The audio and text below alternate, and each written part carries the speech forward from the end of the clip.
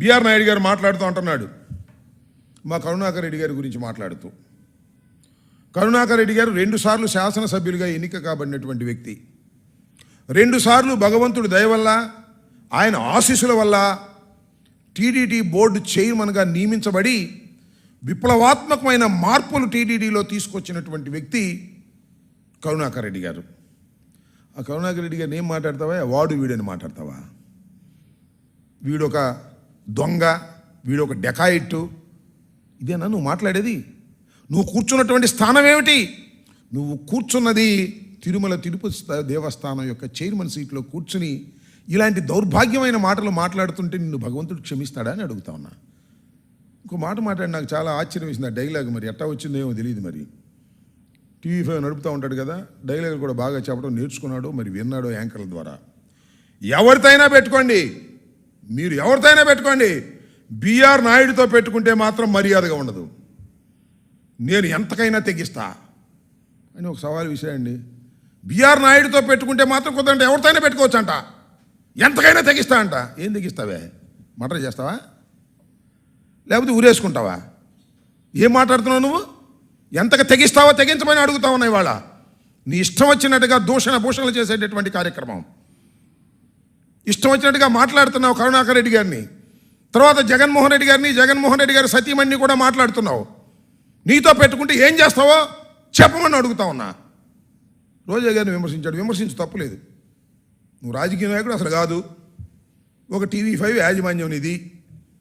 దాని ద్వారా నువ్వు టీటీడీ బోర్డు చైర్మన్ అయ్యావు. చంద్రబాబు నాయుడు కాళ్ళు పట్టుకున్నావో ఆయన నీ కాళ్ళు పట్టుకున్నాడో మాకు తెలియదు. అయ్యావు ఒక పవిత్రమైన స్థానానికి. అప్పుడైనా పవిత్రంగా ఉన్నావా? లేవు.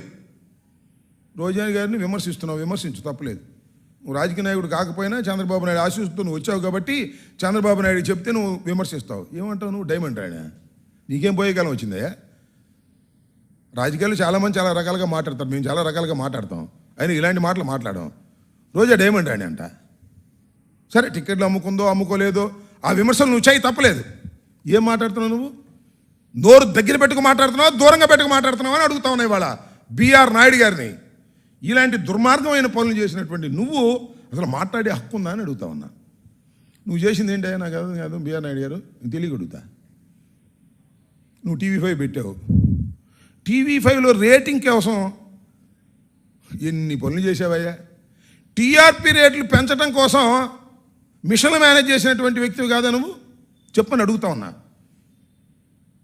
కూర్చున్నటువంటి ఒక పవిత్రమైన స్థానంలో ఉన్నటువంటి నువ్వు దీనికి సమాధానం చెప్పు బిఆర్ నాయుడు అని అడుగుతా ఉన్నా. టీఆర్పీ రేట్ల కోసం మిషన్లు మేనేజ్ చేశావు, అది వేరే విషయం, అది ఒక దొంగ పని. అయితే టీఆర్పీ రేట్ల కోసం మిడ్ నైట్ మసాలాలు వేసాడే టీవీ5లో. మిడ్ నైట్ మసాలాలు సిగ్గుందా నీకు? నువ్వు దైవాన్ని గురించి, హిందూ మతాన్ని గురించి, నీతి గురించి, నిజాయితీ గురించి నువ్వు మాట్లాడుతున్నావు, మేము వినాలి. అంతేకాదు, వ్యాపారంలో చెయ్యొచ్చు, ఎవరైనా వ్యాపారం చేసి తప్పు లేదు, 4 రూపాయలు సంపాదించుకోవటం కోసం. బట్టతల మీద ఎంట్రుకలు మొలిపిస్తానని ఒక మెడిసిన్ తీసుకొచ్చాడు మహానుభావుడు బిఆర్ నాయుడు. న్యూజెన్ విపరీతంగా అమ్మేశాడు. పాపం నిజమే కదా, ఇవాళ 30 సంవత్సరాలుగా బట్టతలు అయిపోతున్నాయి. ఏంట్రా ఈ కర్మ అనుకుని ఈ బిఆర్ నాయుడు గారు చెప్పినటువంటి న్యూజెన్ కొనుక్కుని రాసుకుని 2 ఇంటికలు బాగొట్టుకున్నారు తప్ప ఒక్కడికి మొలిసిన పాపం లేదు. అక్కడ దాకా ఎందుకు? బిఆర్ నాయుడు ముఖం చూడండి, ఆయన నెత్తి మీద 4 గంటలే ఉంటాయి. మరి నీకు మొలవంది దేశమంతా మొలుస్తాయని అమ్ముకున్నావు, డబ్బులు సంపాదించుకున్నావు. చీటర్గా నిన్ను గుర్తించారు ఆ రోజు ప్రజలు. అంతేకాదు, మళ్ళా ఆర్థోజన్ అంట, మోకాళ్ళ నొప్పులకి ఇది రాసుకుంటే మోకాళ్ళు నొప్పులు తగ్గిపోతాయి అని మీ టీవీ5లోనే ప్రచారం చేశావు. ఈ 2 మెడిసిన్స్ నువ్వే తయారు చేసి రంగు నీళ్లు కలిపి అమ్మి కోట్ల రూపాయలు సంపాదించినటువంటి దుర్మార్గుడివి, చీటర్వి నువ్వు. వ్యాపారంలో చేసినటువంటి వ్యక్తివి. ఇవాళ ఒక పవిత్ర స్థానంలో ఉన్నావు. అది మహాపాపం చంద్రబాబుకి వస్తుంది, నీకు వస్తుంది. మా కరుణాకర్ రెడ్డి గారు చెప్పాడు, ఆయనకి పాపం మోకాళ్ళు పాపం ఆపరేషన్ కూడా చేయించుకున్నాడు. చాలా మందులు రాసి నీ ముందు కూడా రాశాయంట. రాసి మోకాళ్ళు అరిగిపోయి వచ్చినాయి కానీ మోకాళ్ళు నొప్పులు తగ్గలేదంట. ఇలాంటి ఒక చీటింగ్ పద్ధతుల్లో అశేష ఆంధ్ర ప్రజానీకాన్ని మోసం చేసేటటువంటి కార్యక్రమంలో ఇవాళ న్యూజెన్ లాంటి, ఆర్థోజన్ లాంటి మెడిసిన్స్ తీసుకొచ్చి అమ్మి లక్షల కోట్లు సంపాదించుకున్నటువంటి వ్యక్తివి నువ్వు కాదా నువ్వు కాదా అని అడుగుతా ఉన్నా. నువ్వు ఇవాళ జగన్మోహన్ రెడ్డి గారి గురించి నీ ఇష్టం వచ్చినట్టుగా మాట్లాడుతున్నావు. అంతేకాదు, నీ కాలు ఎంత అద్భుతమైందంటే ఇదే న్యూజన్ లాగాను ఈ ఆర్ధోజన్ లాగానే ఎంత రాసినా మొలవదు జుట్టు, ఎంత రాసినా మోకాలు నొప్పులు తగ్గవు, నీకు మాత్రం క్యాష్ పడిపోద్ది. ఆ రకంగా ఎప్పుడు లేదండి తిరుపతి చరిత్రలో. మరొకసారి వెనక్కి వెళ్ళి చూసుకోండి భక్తులు, హిందువులందరూ కూడా చూసుకోండి.